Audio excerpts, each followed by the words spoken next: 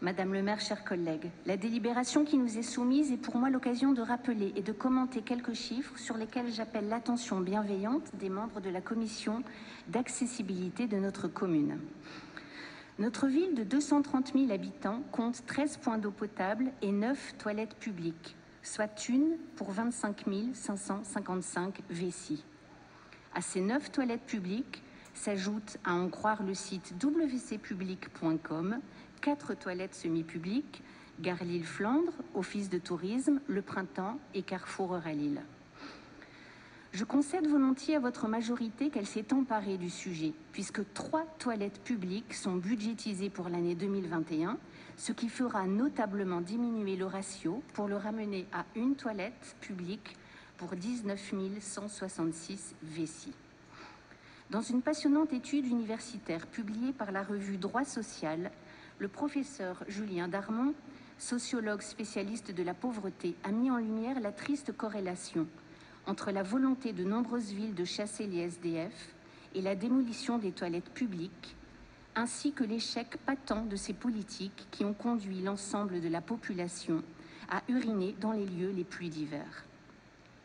Ainsi, nous trouvons-nous dans cette situation invraisemblable où des communes qui se prétendent éco-responsables font moins bien que les empereurs romains Néron puis Vespasien, qui certes taxaient les latrines au début de notre ère, mais n'en organisaient pas moins la collecte de l'urine écologiquement recyclée par les artisans teinturiers.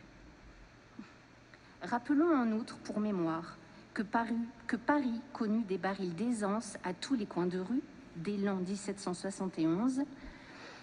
La capitale comptait alors pourtant déjà 580 000 habitants. Dans cette étude, on relève que partout sont supprimées les latrines publiques, un temps devenues payantes avant de revenir à la gratuité, mais pour rapidement être éradiquées. Elles disparaissent ainsi des gares, des parcs et jardins et sont inconnues des stations de métropolitains. On sait pourtant qu'outre les habitants en général, 4 catégories de population en auraient grandement besoin.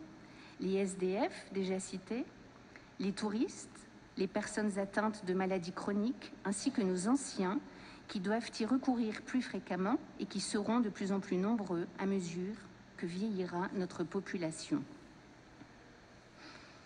En outre, l'une des causes de la disparition des toilettes publiques, le rétrécissement des trottoirs, sera rendu caduque par la généralisation des entraves mises à la circulation automobile.